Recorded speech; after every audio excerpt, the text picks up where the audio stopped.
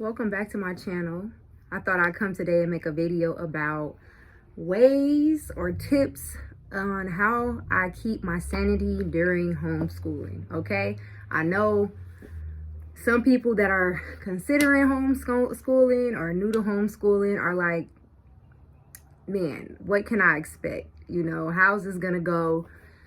Sometimes we have like this fairy tale image in our mind. I know I did at one point because I've always grown up knowing that I wanted to be a stay-at-home mom. I was going to homeschool my child. Like I knew that from a young age that was the ideal, that was a dream. But I think I overly fantasized how that would be. And now that I'm in the thick of it, this is my, well, I'm still new to it. This is only my second year homeschooling. So now that I'm in the midst of it and I kind of got my feet wet, I can just give you some tips on how I've been coping, because it is no walk in the park, okay? It's quite difficult, but it's a blessing. It's a blessing. If you haven't seen the pros and cons video that I did on homeschooling, check out my video. It might be like 5 or 6 videos below, or I'll just link it in the description box. But I shared my homeschooling story. Also, I made a video about that. And then I did the pros and cons video following that. And so now I want to just give you some tips on how to make it through and to maintain. All right, so my first tip, and the most important, y'all know I got to say it on this channel, is start your days seeking the Most High. Okay, there's no way around it. There's no way around it. A lot of days you're going to wake up and you're going to think, oh, if I set my mind to it, I can do it. And then you'll get through your day and you just realize like everything you envisioned or planned, you still didn't do it, okay? Because you're trying to operate in your own strength and it's not feasible. So what I've been doing is when I wake up, and this actually goes all into one tip I'm going to add, don't be on your phone first thing in the morning if you can help it. I'll set an alarm to wake me up, but I try not to be on my phone if I can help it, okay? But I notice my days are better if I do not reach for my phone and that I directly go into my word, okay? I used to start my mornings with devotionals, and sometimes I still do, but I have the Bible app downloaded onto my phone, so it makes me go on my phone. And then I always get distracted and I start scrolling, even though I didn't plan to, and going on social media. And then I'm just back down that rabbit hole. So now I've put off my devotionals till later in the day. And I actually start my morning with my Bible study plan. So I have to physically open my Bible, and I have a plan already written down on a sheet of paper of what I'm supposed to read for that day. And I just Google like Bible plans online, and I choose the one that I like, So the Bible plan I'm currently reading is it pairs Old Testament with the Psalms, because I love the Psalms. So I always need like those prayers and that encouragement. And just the way that David prayed, I'll be going through some of the same stuff, and I'll be like, I need to pray what he was praying. That's what I need to be praying, because he took the words right out of my spirit. Okay, so I love Psalms. And again, I'm in Genesis right now. And so when I do that, the way the Most High works too, he's going to speak to you. Like if you seek him, he's going to speak to you. He's going to touch on something that you need to hear. Sometimes we go into the Bible and we're like, man, these are stories, and I might not relate so much to this person. There's certain people in the Bible we typically relate to. And that day you might be reading about somebody that you feel like, okay, I don't really relate to them. But there's always something. There's always a word. There's always a message if you looking and if you seeking, and ultimately everything that you read in there is pointing to Jesus, who's our strength. Every story, everything, the Bible is just leading up to our salvation, So it just cultivates a spirit. It starts your day and helps you like start off with a good mindset and a spirit of gratitude. A lot of discontentment, a lot of stress comes from being discontent and not being grateful and not being thankful. And reading the word, it forces you. If you're truly reading it and you're truly seeking a relationship, and you've truly surrendered your life to Jesus, is the Holy Spirit is going to move in, and you can't help but to cultivate a spirit of gratefulness and contentment, Not to say that things won't be hard, but it's just it's just a mind shift, you know, and I just have so much peace. I get so much clarity, so much direction. I feel better. I feel fuller because I read, poured into me, took care of me so that I'm strengthened to pour and to take care of somebody else. Just think about it. You wake up scrolling and we think that it makes us feel so much better when it's a temporary pleasure, and it doesn't. And you actually feel empty and already tired before you're supposed to start your day. And so it does the reverse. So yes, get in that word, okay? Even if you don't feel like it, you'll be grateful you did later, okay? And it changed the whole trajectory of your day. If you don't believe me, just test it, okay? Do 2 days where you start your day with the word, and do another 2 days where you don't start your day with the word, and tell me how that went, you know, how you was feeling, okay? So no phone in the morning, at least the first 2 hours, okay? At least. Reading your word, okay? This leads into step number 2. So after I read my word, I am a reader, and so you don't have to do this, but I like to do this as like a supplement. I have a outside book that I read, and right now I'm reading The Purpose of Singleness, and it's by Joshua Ezzy, and he's really, really, really good. I love his content. He actually has a channel here on YouTube. So powerful. I look up to him like that spiritual mentor, like a male spiritual mentor. And I'm reading his book right now, and I really like his book because in that book, when you're done with a chapter, and some of the chapters is only a few pages, so you can finish it that morning and actually get to the questions.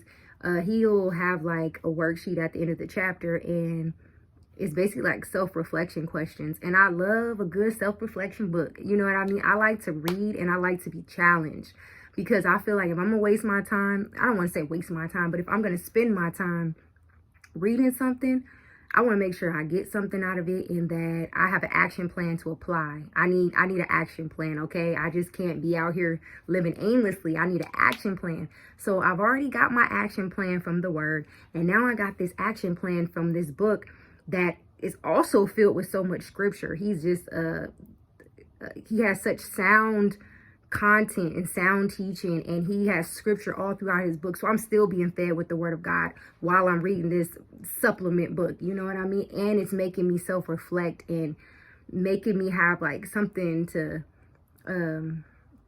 think about and meditate on throughout my day, and actually apply. And so that in itself is helping you plant seeds in faith for the promise that you believe that God has for you. And that also fills you up. You feel full. You feel like you're aligned with God's will for your life. You don't feel empty. You don't feel like you need to go into the world and figure out, you know, how can this fill me and how can that fill me? It's like I have no other word to describe it, but just full. You just feel full. You feel good and you feel full. I'm telling you, when I don't do these things in the morning, I absolutely feel the difference, and I'm typically just down and out for the rest of my day, or just I'm more irritable, you know, like I notice the difference. So believe me when I say this, okay? So after I've done this, we go into the third tip. I like to get up, get my son prepared for his homeschooling, you know, make sure his hygiene is taken care of, and then I'll go and make us well, first, while he's doing his hygiene, I'm doing mine as well. So maybe let's back up some, because that is definitely a tip that I want to focus on. I think hygiene is so important. You must take care of yourself, and you feel better. You feel better. And I know us as mothers too, when we're juggling a lot of things, sometimes we let ourselves go because we're tired and we're focusing on everything else first. But if you can wake up a little bit earlier, and if not, if you wake up at the same time as your kids, because you like, now I'm trying to sleep in. As long as they sleeping in, I'm going to get my last drop of sleep. When they get up, you can brush your teeth together. And I feel like that's a good way also for my son and I to connect. Like if we brush our teeth together, you know, do our hair, wash our face together. It's kind of like bonding time, which is, you know, also like develops a spirit of gratitude. Like I get to have that one-on-one time with my son because he's home, you know, so there's more time to bond and to teach him, and just more memories to cherish, you know what I mean? And I feel so proud, and I feel so blessed. And so we'll do that, and then while he's off in class, I'll finish up, you know. And I think making sure that you put yourself together, even if you might not be doing much that day, you might just be doing laundry because you homeschool and so you're in the house all day, or you might have to do like a grocery store run. Put yourself together. I feel more productive when I take care of myself and I put myself together. I just feel more productive. Even if I know, like, you know, man, this is going to be a little bit extra laundry. Because I think that sometimes, like, I do not feel like getting dressed. I'm not really going anywhere. There's just more money, more laundry. But I'd rather spend a couple extra dollars on laundry because it's really not that big of a deal, and feel good about myself, and I'm more productive, and I'm showing like, okay, my body is not my own. My body is the temple of God. And so I want to glorify the body He gave me. And just think, if you think like that every day of your life, you'll never take care of yourself the way you should and put yourself together the way you should, unless you're going somewhere. You know, we're kind of getting to that, like, I ain't going nowhere. And it's like, but do you really have to? Like, you should want to do it for yourself. You should want to do it because you want to be beautiful in the midst of your own environment. Like, you're going to go into the world and put yourself together for these strangers, but you can't look good for the people that you actually know and are around. You know what I mean? It starts in the home. You know, it might sound like a little corny, but you feel the difference. You feel the difference. When you put yourself together, you feel different than when you just kind of just bumming it out at the house. You know what I mean? And I get it. Sometimes it's like you tired, you got too much going, you put everybody else and everything before yourself. But make the time, even if it's 30 minutes, like, do something. And it's not to say you gotta get like glammed up or whatever and go over the top, but put on something comfortable, put on something nice. You know, a little trick that I can say is I started investing in more dresses. I went to the thrift store and got me some dresses, because the dresses I like are very like kind of 1950s inspired. I kind of like the cottage core look, just very flowy, or floral print, or little puff sleeves or whatever, or like the 1950s, like very like structured dresses. I started getting into that. I just bought some more, and I like wearing dresses because I could just slide it on. I don't have to look for pants to go with my top. You know, I feel feminine, I feel clean, I feel light. It's been really hot here, so you know, the air is flowing while I'm moving around and doing what I got to do. And I can just throw on some sandals. You know, if you're feeling bold, you could throw on some, you know, heels if that's what you do.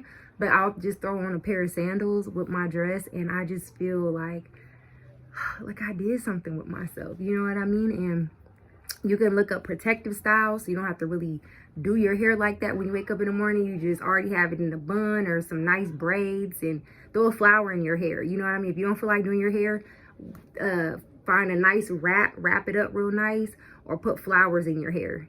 You know what I mean? Especially when I wear my natural hair, I'll stick some flowers in my hair, and then a nice bow pair of earrings, and then maybe just like some lip gloss or whatever. So yeah, I think that's so important. It's so important. And again, you feel more productive. You're ready to go out into the world. People respect you differently. People address you differently. And you just never know who you're going to run into, what type of networking you might come across, an opportunity, who God wants you to speak to or meet. You just never know. You know what I mean? And those things are important, okay? They're important. And you don't need to go out here and spend all this money. Like I said, I'm a major thrifter, okay? I find designer things. I find things that aren't designer. You know, my glasses, all my sunglasses I get from the Dollar Tree. Let me show you the pair I wore today with this. I was feeling a little 1950s, but my hair was more modern. You know, I went for like a more modern hairstyle, but I wore these today. And I have these on my bedside. And I love these. These are only $1. Okay? This is $1. And then this shirt, I think my aunt gave it to me. And then my jeans were like $4. And then my sandals, I think, were like $8. And my aunt also gave me these. And my lip gloss, I think I got like a whole bundle wholesale. And yeah, like, I am the budget queen, okay? But I love a luxurious look. I love a vintage look, you know? But I never let the fun stop me, okay? Baby, I'ma live. I'ma live. And again, this is using what you have and building an attitude of thankfulness. And I notice when I'm thankful and I'm working with my hands and what I have and making the best of my situation, the Lord always comes through for me. Just that much more, because he sees like you are doing You're not only doing good with what you have, but you have a good heart while you're doing it. You're not just doing good with what you have, but your heart is matching you doing good with what you have, you know? So it's about your heart posture too. And the Lord will start downloading ideas in your mind of how to, you know, get you the desires of your heart. You don't have to go out here and spend all this money. Do not let people pressure you. A lot of people is in debt. They're not going to tell you, you know, all of their business, and they have all these high-end luxury things, and you're looking at their life, and you know what I mean? And they could be struggling. So let's not compare ourselves to the next person. Work with what you have, okay? Go in your closet. You don't even need to go out and buy anything. Just go in your closet, see how you can mix and match things. Go on, you know, TikTok has some really good videos of like how to style one shirt 8 different ways. You know what I mean? Just very, very, very creative. It's about creativity, okay? Creativity. But yeah. So the next tip, okay? My next tip, and this is important. Don't get so tied down about scheduling, okay?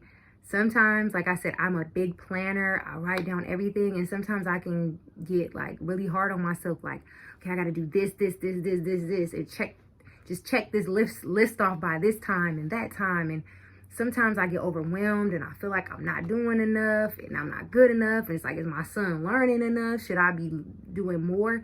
Like, you'll start to have those conflicting feelings. And I would say just focus on 3 main goals for that day. 3 main goals, okay? Or 3 things that you want your child to learn. And whatever you weren't able to get to that day, let it roll over to another day a week.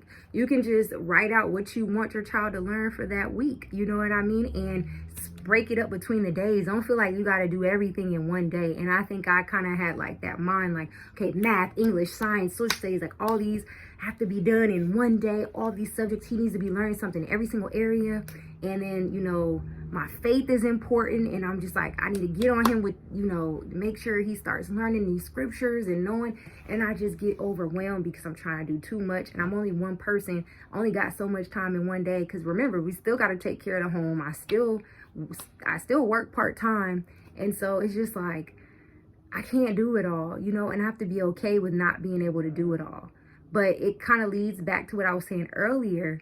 I'm like, there's time. Sometimes we're like, oh, it's not time. But I was also wasting a lot of time on my phone. And that's why it's so important to, if you can just, that phone be getting us.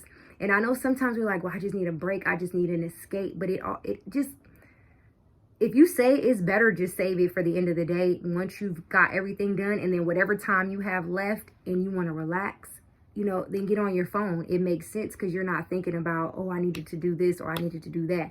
But when you start your day with that and you don't finish what you need to do, you feel terrible. And then you feel even more stressed out because you're thinking about the next day, all the things that you have to complete that you didn't finish because you was on your phone. And then it just like, now the next day you need an escape. So you're like, I'm just going to get on my phone. You get on your phone again. It just like compounds back to back to back to back to back. So I'm telling you, man, if you can just be cognizant of the time you're on your phone and you take that time and allot it to something else, you will see results, okay? You will notice a difference. You will get better results. You will be more productive, okay? The next thing that I wanted to add to help you get through is let your child help you with stuff. Like I used to be, well, not used to, like I still find myself doing this, but I'm a lot better now. But like, you know, sometimes when we clean up, we want to hurry up and just get done. And so we don't really want our kids in a way. We want them to go like, okay, go play or go do your work, go do this so I can finish this. And then I'll get back to helping you with your work and stuff. But a part of them helping you is them learning. And that also took away some of that guilt. Like, no, he should be hands-on with me. He's not in the way. My son needs to be hands-on with me. So he needs to learn these things.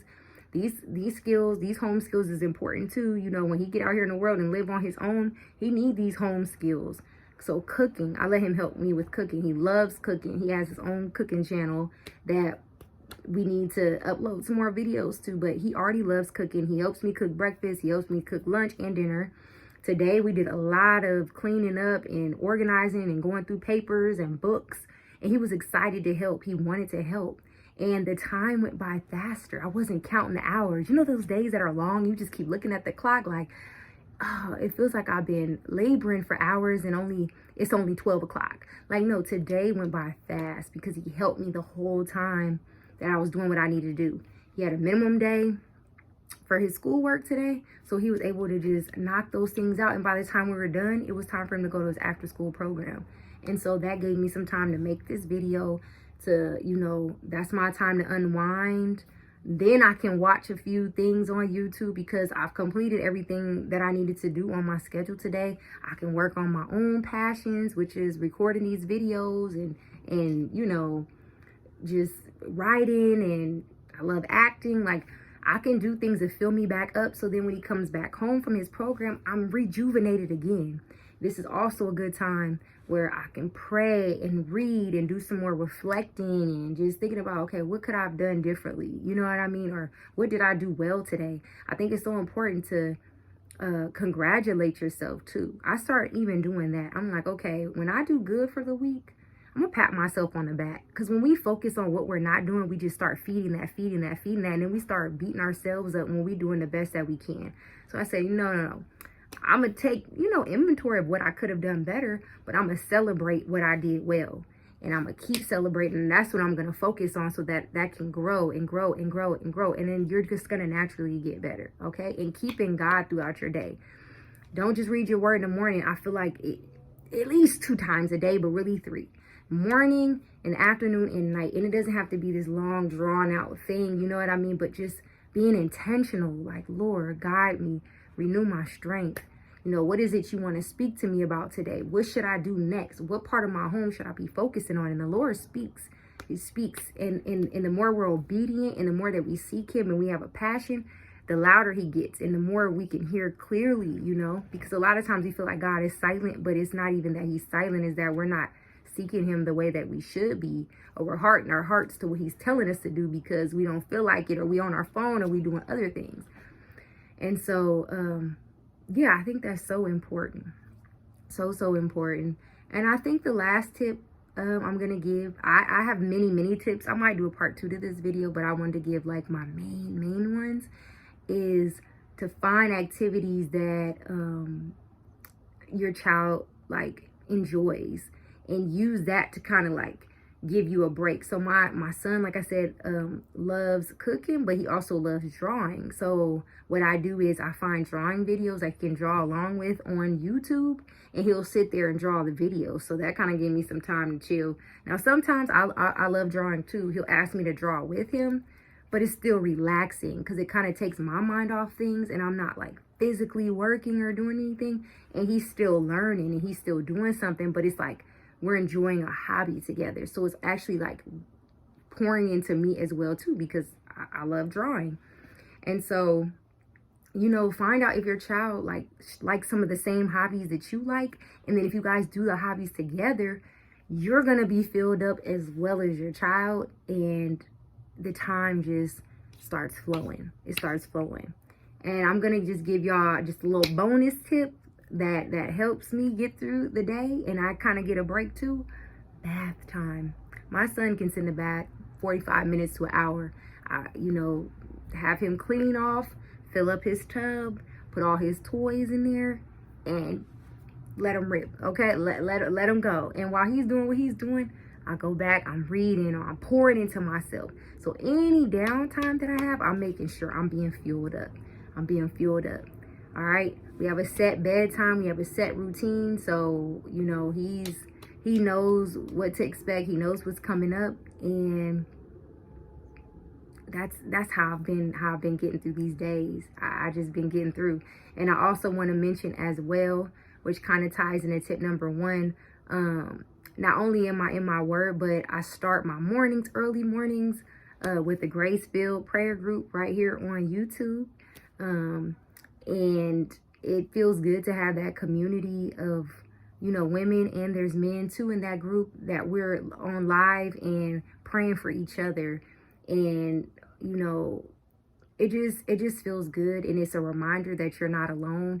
And, you know, it's important to have a community and just like-minded people, so we're not feeling like we're going through things and struggles by ourselves. And just to know that people are praying for you, and you have people that you can pray for as well, and that kind of shares the same type of lifestyle, it's a beautiful thing. It's a beautiful thing. It's very strengthening. It's very encouraging. I look forward to it in the mornings. I be needing it because, like I said, my patience, I've been tested on my patience, but just to hear those prayers on the live and people covering you and encouraging you, it just helps renew the strength. And I just feel, the Lord speaking through them to me. And it's a beautiful feeling. So if you can get yourself a community, get people to pray with you and for you, you're going to make it through, okay? You're going to make it through. If the Lord called you to it, he's already equipped you for it. He knows your beginning from your end. And remember that this season is temporary. It doesn't last a lifetime.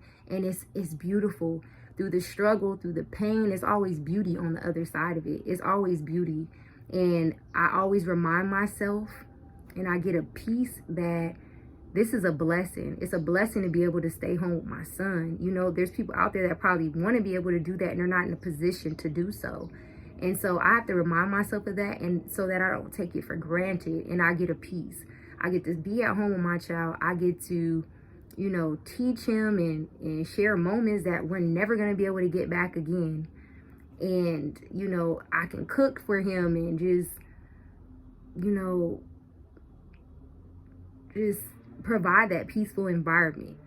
It's just an environment, his own home. He can learn in his own home. He can eat. I can feed him healthy things, not like whatever they be putting in the pizza, in the school lunches. I don't know, but and I also always find programs where he can connect with other kids, or I'm always taking him to the park. So, he's still getting that, but his main part of his day, he's here. He's learning, he's with his family. And so, yeah, just keep that in mind. This is a blessing. This is beautiful, especially in this day and time. And many people don't have the opportunity. So just when you see the struggle, know that there's beauty and there's purpose at the end of this. And we're not going to always have our children. These are just something that the Lord has allowed us to steward. And eventually one day we're going to have to give them back.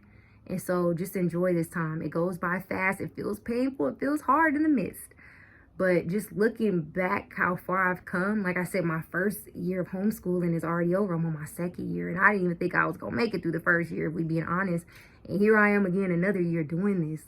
And the Lord just has graced me with strength. And I just want to encourage you and tell you that you're going to make it, to keep pushing. You're not by yourself. It's a beautiful, beautiful thing. You're equipped to do it, okay? If you need to go in the bathroom and cry, go do that, because it's going to be some days. It's going to be some days where you want to put hands on them, but you got this. And I'm rooting for you, and I'll see you in my next video. Bye.